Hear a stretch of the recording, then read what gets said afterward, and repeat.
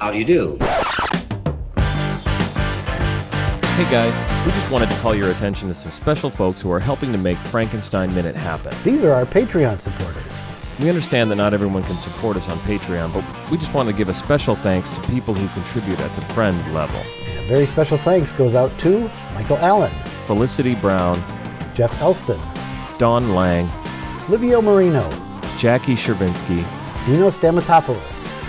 If anyone else listening wants to contribute, head on over to www.patreon.com/FrankensteinMinute and sign up at the friend level, which is just $2 a month. And you'll get access to a special feed where we release each week's episode a day early on Frankenstein Thursday. And you'll also get access to bonus content, like a special episode where we talk about our list of favorite Boris Karloff films and other stuff we've got planned. Again, that's patreon.com/FrankensteinMinute. Thanks. And now back to you, Chaska's own Edward Van Sloan.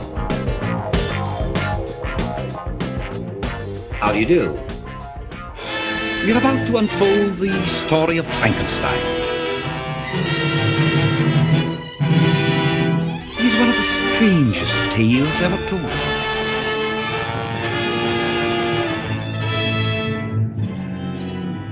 I think it will thrill you. It may shock you. It might even horrify you. Well, we've warned you.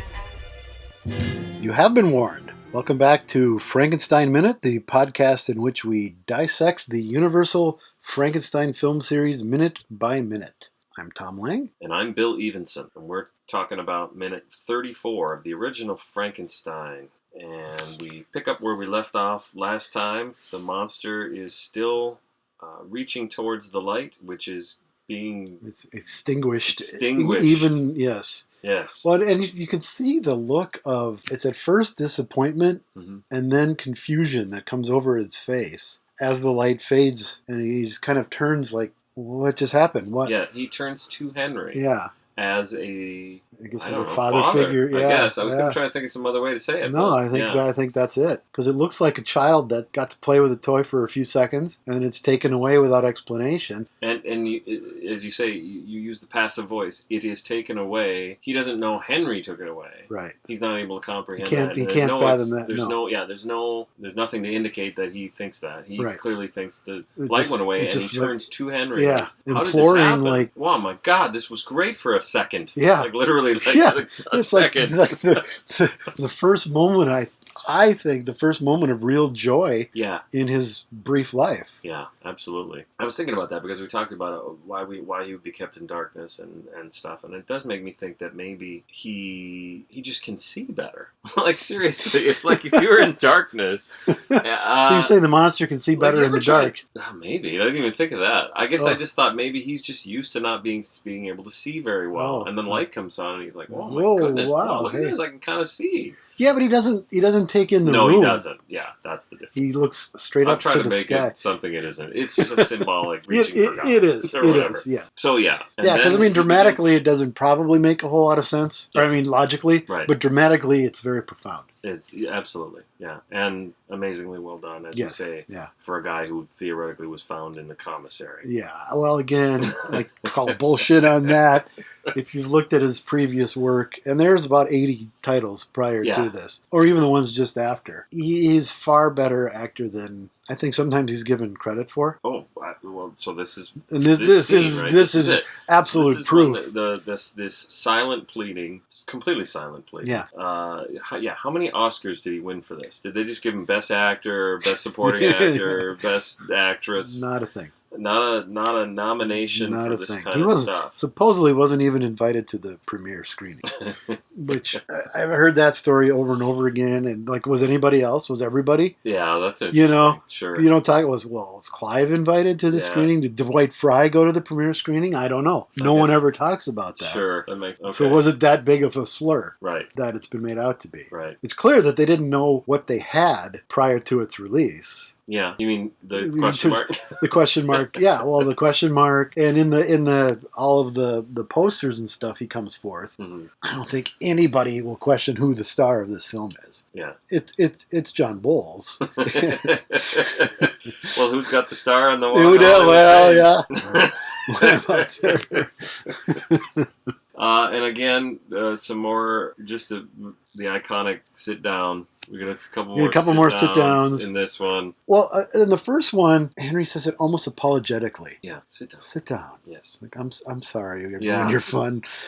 And then he's a little more forceful the second time. He's go and sit down. Yeah. But he's still very, I want to say, not loving, but he's not brusque like he is with everyone else. Well, he's not that way with Elizabeth. He's not that way with Elizabeth. Yeah, that's actually that's probably so the person he loves the most. He's not that way with. Yeah. The person who's supposedly his best friend. He's barking at him constantly. Yep. So I think it's very telling how he talks to the monster in this moment. Yeah. And later he shows some of that. Yeah. As you say, nothing that we were going to get from Flory. No, not at all. Yeah. No, this scene doesn't exist. Mm-hmm. I wonder why he shuts off the light, other than that Waldman is just like whoa. Yeah. Like, I guess the only thing I would say is maybe he thinks it's just too much. Well, that's too... A little overstimulated, Overstimulated. Now it's time for your nap. Yep. That's time for your Banky and maybe your bottle. Yep. Is he feeding him? What is he feeding him? I don't know. He clearly eats. He clearly eats later in some of the other... Frankenberry, probably. Well, what else would it be? You cut that out, right? Nope. That's now the name of this episode. Oh, Lord. All right. Suddenly next week, it's Thom and somebody else. What happened? Oh, you know what happened. Hey, you let the All Along the Watchtower thing go, so I'll let Frankenberry go. Oh, that's nice. Yeah, Frankenberry. Yeah. So this is pleading with his hands. Yes, it's all done with his hands. The silent pleading, and to the point where Whale, obviously, is it Pan at that point tilts down to his hands. It's this is the most peaceful creature you could imagine. Right, which again then plays into does that whole good brain bad brain still work? Sure. With the scene in the movie, does that still even work? And all right, you keep saying it, so I'm going to come back to it. For me, it works great because my whole point is eloquently stated how you feel that that's garbage. So, strong. No, what I mean, no, the notion of a criminal brain. Oh yeah, I just is garbage. So if you take that into account, I think it works. The monster is once again. I think I said it. It's one more strike against him. But it's not puts him his on the fault. outside even further. Yes, it's not, and it's not his fault, and it's not true. I think it all works for that reason. Here's a funny thing. Okay, it's my wife. You have a criminal brain. Yeah. Funny thing. Just had that MRI and looking for the emergency exit out of Belong Dead Studios. Absence of convolutions in the frontal lobe. No, well, just scarcity, not absence. Scarcity. Oh, yes, there we go. We were watching some forensics show, and they were talking about how there is a difference. Oh no! In the criminal brain versus the quote normal brain. So it's not as much. I have a theory on that. It's not as much crap. It's still very early on, and they're looking into this. And so let me just tell you, I'll rebut it without even knowing what it is. Yeah, fine. Theoretically, such a thing could develop if someone engages in criminal behavior. Their brain might exercise one part of their brain that a say quote unquote normal person wouldn't, and it might change the brain as a result, right? Like causality versus they don't know yet, but it's something. I think it's like the medulla or something. Oh man, you just don't like the monster. You just think he's a criminal, and you want him to I don't. die. I love this guy. Who do I have hanging in my living room? That's true. Who have I devoted my entire life? You kind of really do like him. Yeah. Well, I still maintain, even with all of that, I still maintain that I think it is an overall positive thing to have in the film because it's a strike against him, and he doesn't deserve it. Okay, I'll give you that. If that's true, but we can analyze minute by minute. We got time. We got plenty of time to talk about that.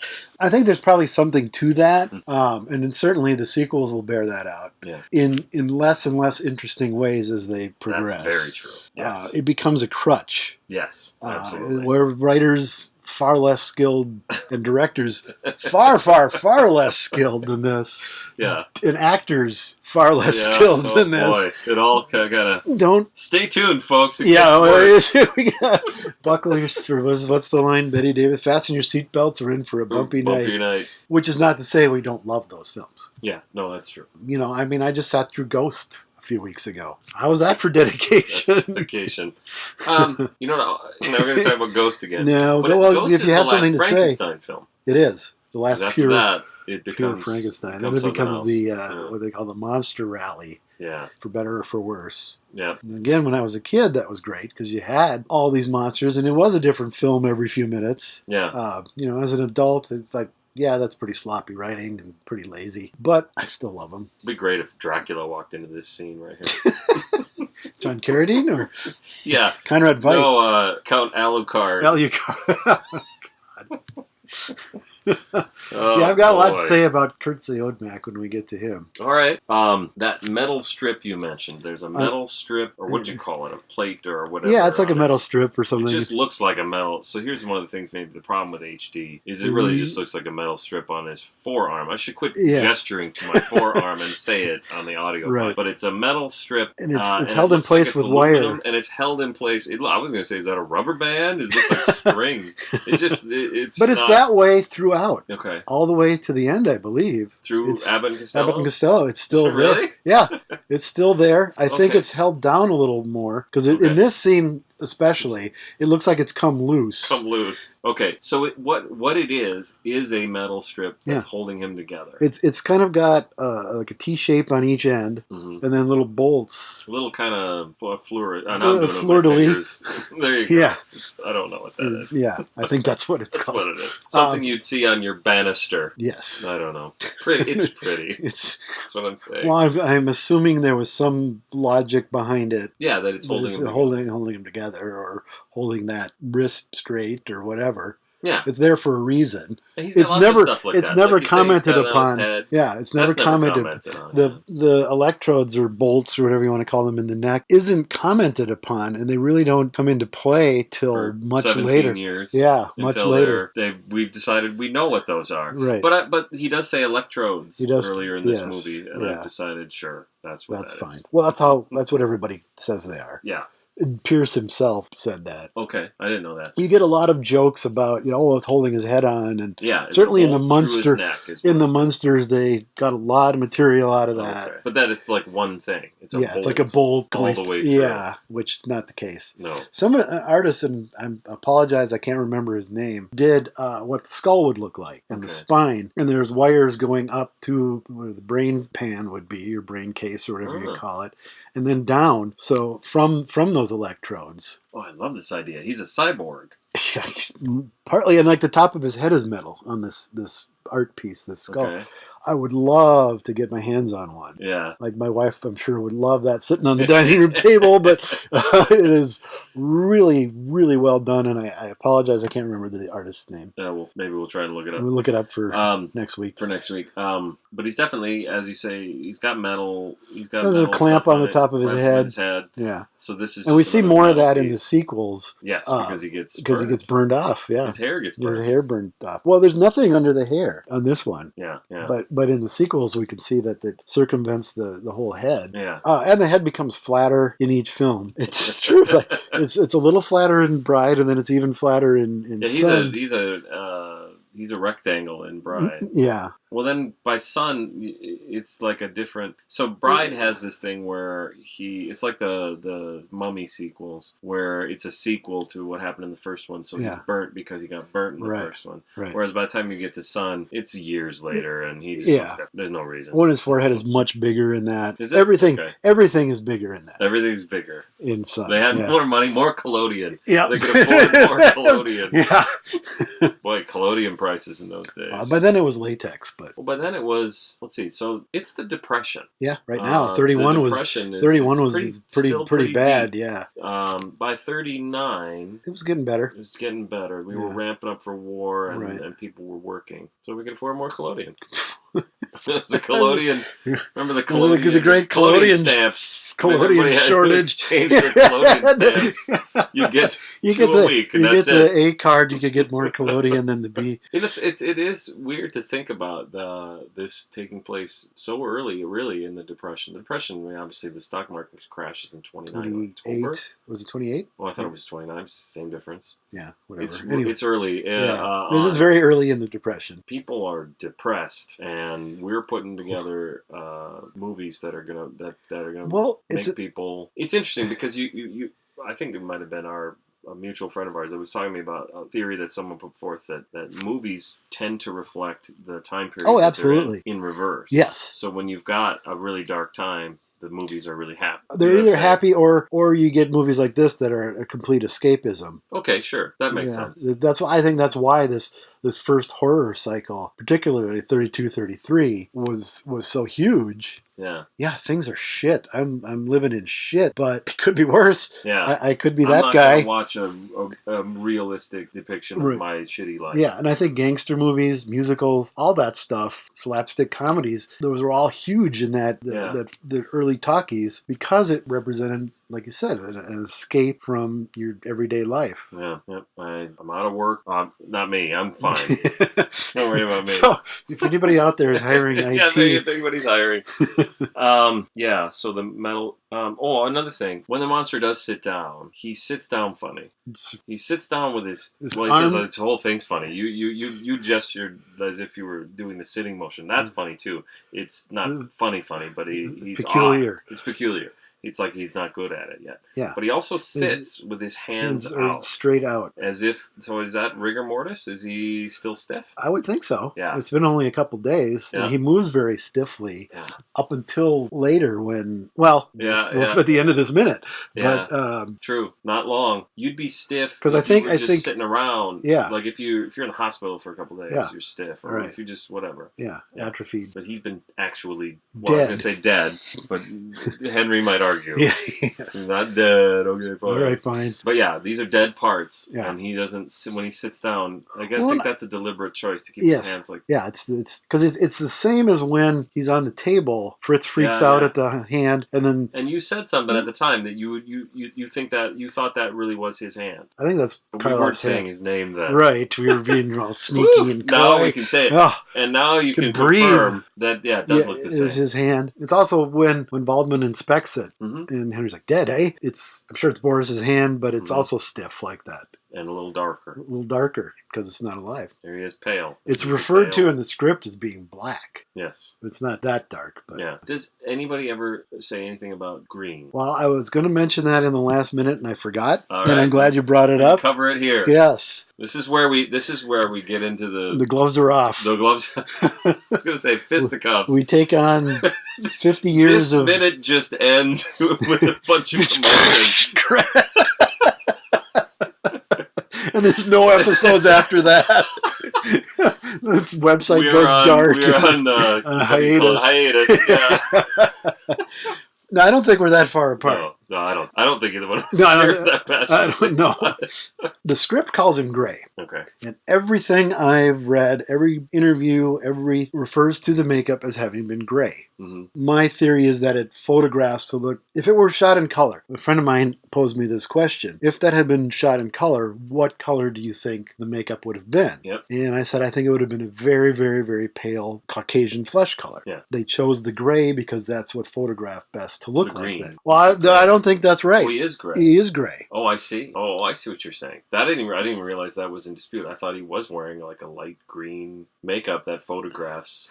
I don't understand gray. why you would have it be green. It was so. What I understand, it was sort of a very. Well, I guess I thought green on black and white photographed as gray or something. I don't know where that started, Dracula, but Pierce himself. Godzilla is gray. Yeah, and he's always depicted as green. Yeah, but he's always gray. Bella's makeup supposedly in Dracula was a pale green. Oh. So that might be where that started. But Pierce said it was like a gray with a slight bluish cast. Elsa Lanchester said it was gray. Okay. The script refers to it as being gray. Well, I do know where it comes from then.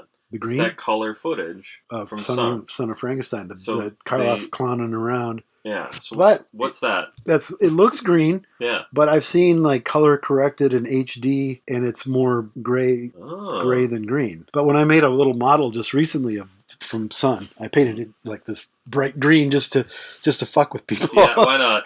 Yeah. We're gonna why not stir it up? But there's been a lot of these Facebook groups and stuff. There have been some pretty heated arguments, and of course at some point Universal adopted green as the official color. Like right here, this. I'm just looking at my toy. Sideshow Toys. I've got a Sideshow toy I've had it for years. And he's a very pale green. Yeah, and his coat is green. Coat is green, and his pants are brown. Pants are brown. Which it's also got that brain jar, which I think is great. Yeah, that's iconic. Yeah. And from the flowers, my son actually pointed out. Yeah, the flowers. Because he saw it the other day, and he was like, "You remember the scene with the flowers?" I was like, yeah, I remember the scene with the flowers. Haven't gotten there yet, folks. No, but we'll get there. I always thought the suit was black. It looks black, and that's what it's called in the script. And some of the other high end toys that I have he's black. Mm-hmm. Suit, but he's still green. Black? The suit is. Oh! I thought you were saying that. No, Blackenstein. Yeah. Oh, that's a whole other story. Have you seen that? I actually haven't. Oh, here's how little I know about it. I wasn't sure it was a thing until I'd finished saying it. Because I remember Blackula, but I've never actually seen Blackenstein. Yeah, I was like, is there black? They've got to be, right? Yeah. It's. We'll do it minute by minute. Yeah, we'll have to. We'll have to cover it. What year is Blackenstein? 73, I think. Okay. And it was. I referenced it earlier as being shot in Kenneth Strickfaden's garage. That's right. Okay. There you go. So it's canon. Yeah, absolutely. It's part of it. It is. It's it's Universal, right? It's gotta be. Oh, they just did that big 30-disc set, and it's in there. It's in there somewhere. Just keep looking, folks. It's a special feature in there somewhere. If you haven't found it, send us an email. Yeah, tweet us. Keep those cards and letters coming. We're on Instagram. Okay, so one of the things I like is he says it understands this time. So my theory is we've cut ahead, and he's actually made like 6 or 7 of these monsters by now. Like the first one that we saw on the bed that went up and everything, that one didn't work. He didn't understand. It's been a couple of days, so he's had plenty of time. Well, we don't know if it's been a couple of days. He's been kept in darkness for a couple of days. This could be 6 months later. It could, but Henry says he's only a few days old. This one is. This one. So that one that we saw created, that one didn't work. They made another one. All right. So this time, no, I'm joking, but it understands this time. It means something. Something has to have transpired in the 2 days. Yeah. So I think Henry's been attempting to teach it, him, it, whatever. In the dark. For whatever reason. Well, I assume it's been down in the cellar that we'll see later. Yeah. That he's kept him. Yes, I agree. That makes sense. And that's what that door is. It seems like the right door. That door, what are you referring to? Because later we see them go into it. Oh, right. Yeah, it seems like that's where they are, and that's where that is, that's where he was. Yeah, okay. See, it all plays It all works. Let me draw a picture over here. I got it. You got it? Yeah. Yes, no, he's come out of the cellar where Henry and Waldman have been down there trying to get him to sit. I don't know. Doing something. Some sort of test of his cognitive faculties. Yeah, I would think so. We just leave him there, like Victor Frankenstein would. It is weird. One thing that I always question in any of these Frankenstein films is what memories would that brain have had of its previous life? Would it have any? Right. None? Is it like a complete blank slate? Interesting, because that's what I think. I don't have a theory. What I mean is I've always assumed that it was a blank slate. Yeah, he doesn't behave as if there's anything. Yeah. The other part is we're talking about the Frankenstein series. So if we look for evidence anywhere else in the series, we start to get really weird ideas about what brains even fucking are. Well, right, yeah. I'm going to give you the brain of the Wolfman for some reason. Then you'll be sorry. That'll suck for you, I guess. I know. All reason goes out. Yeah, right. I want the brain of the Wolfman. That'd be great, I guess. I'm putting your brain in the Frankenstein monster. Like, well, yeah. The last movie, a guy really liked that. Yeah, that seemed like a good idea. That was the greatest thing you could ever imagine. Oh shit, we'll get there. But okay, so your point being that this monster theoretically could have memories. It could have memories. Some, I would think, some sense memory or some subconscious. Okay. I mean, it is dead and the tissue. reason you say that is because we're talking about the idea of understanding what sit means, essentially. Well, we're speaking a language to this beast. Yeah, there's you some. You wouldn't tell a baby to sit. No. You wouldn't. Well, a baby you might... can't, but. I suppose because the diaper's in the way. No, but I mean, but a baby is is all. Is the best analogy. Yeah. Yeah. It's something that's always puzzled me. Is there a glimmer of criminal brain? Well, maybe. Back to that again. A lot of criminal brain talk. Well, coming up is the first moment that might back that up. All right. Is Fritz comes in and ruins everything. Fire bad. Fire bad. This is evidence of this, and it's important. As much as you might think it's silly, the words "fire bad." It's an important part of this creature's life going forward. Right from fire from the bad. get-go. Now I get the impression that this isn't the first time Fritz has tormented him with fire, because he immediately reacts. But it takes Henry a moment to realize, oh, it's the torch that's freaking him out. Yeah, it's true. It takes him a few seconds to get that torch away. Right. But the monster is like, boom, I'm off. And Fritz does not listen to Henry. No, he doesn't follow directions. He does the opposite. He does exactly, to the point where I can't tell how much of it is Whale saying, just make sure you keep it up there close, or if he's just really he really gets in with that flame. I think it's Fritz is terrified of this thing. Yeah. And it's instinctively just sort of, you keep away from me. So I think you're right. I don't know. I want to say more about Fritz later, so I don't know if I want to talk about it now. All right. But yes. Well, Fritz, I don't think is the brightest bulb. It's on purpose. Yeah. He thinks that this fire should be in this monster's face, and the monster does not agree. It's not having it. Yeah. Yep, definitely. In fact, he almost falls over that chair. Yeah. Which is great. It's a realism. Well, this movie has, and I think there's a number of instances coming up. Yeah. That have that feel to it. Yeah. It doesn't feel choreographed or staged or Right. rehearsed. Right. It seems a very natural, almost fumbling panic. Rehearsed is an interesting word there, actually. Yeah. Like they got the blocking down and said go. Yeah. Yeah. They said if the chair falls over, don't worry about it. If anything, we'll keep going. That seems to be the word. Keep going no matter what, and it comes off as really real. Well, certainly and raw. there's a lot in the next minute that feels that way. Yes, I agree. Yeah.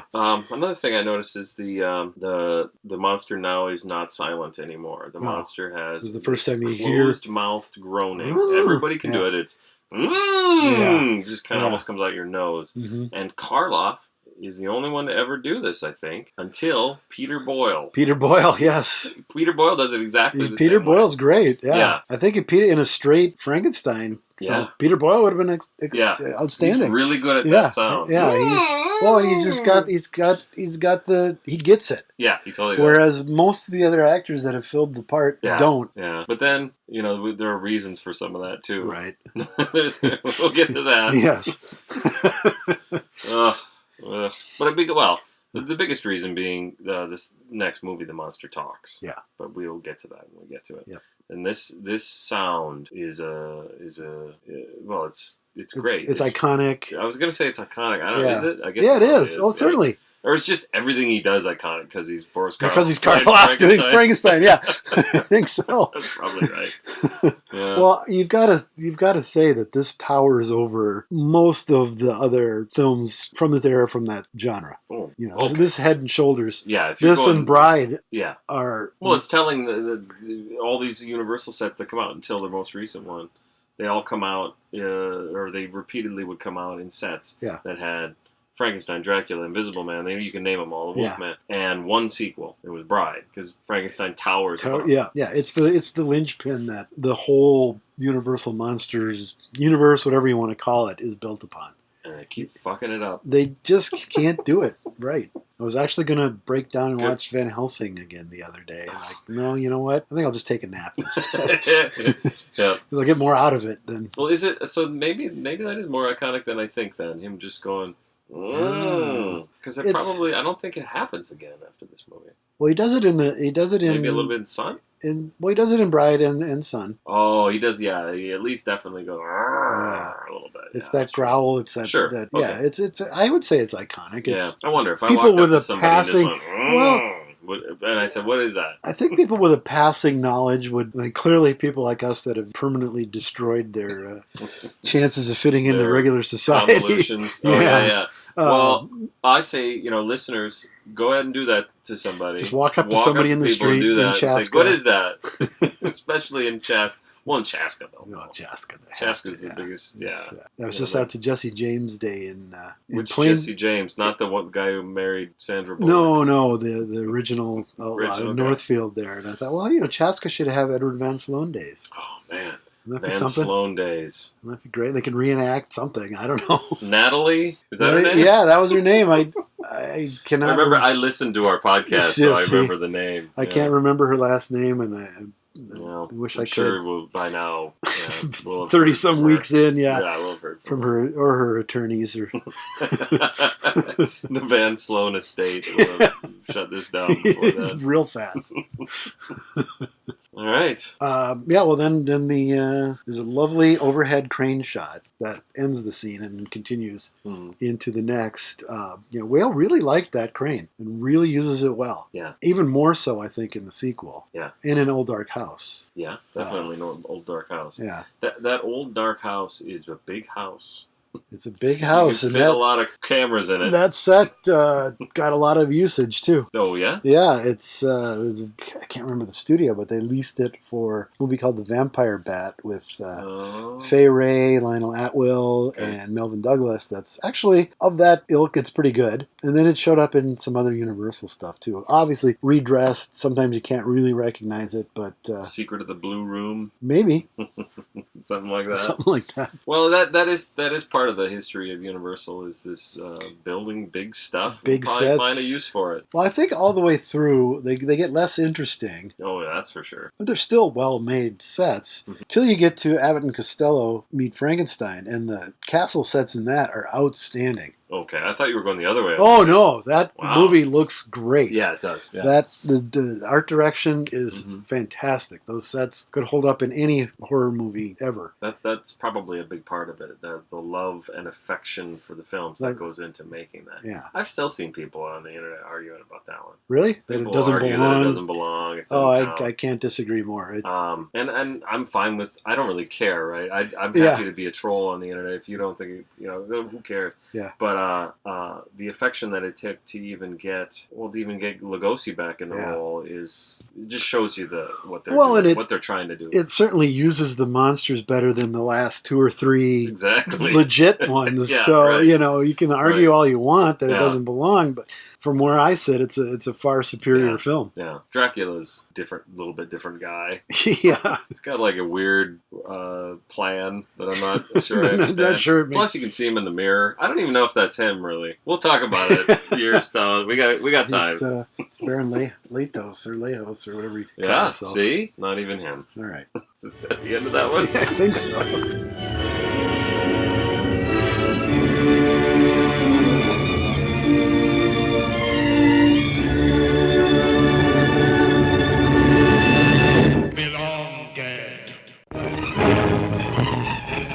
Prepare for a spine-tingling, nerve-shattering podcast featuring all your favorite monsters. You won't believe your ears when you listen to Monster Kid Radio. Hear your host, Derek M. Cook, and his ever-rotating stable of guests discuss your favorite classic and sometimes not-so-classic monster movies. Subscribe to Monster Kid Radio through iTunes or Stitcher, or visit monsterkidradio.net before the next weekly episode of Monster Kid Radio. Go through the archives for interviews with Sarah Karloff, Victoria Price, and Joel Hodgson. Listen to the discussions about movies like Creature from the Black Lagoon, Island of Terror, and King Kong. And don't forget convention coverage from Monster Bash and the H.P. Lovecraft Film Festival, Classic Monsters, Modern Talk, and the Head of Rondo Hatton. Only on Monster Kid Radio.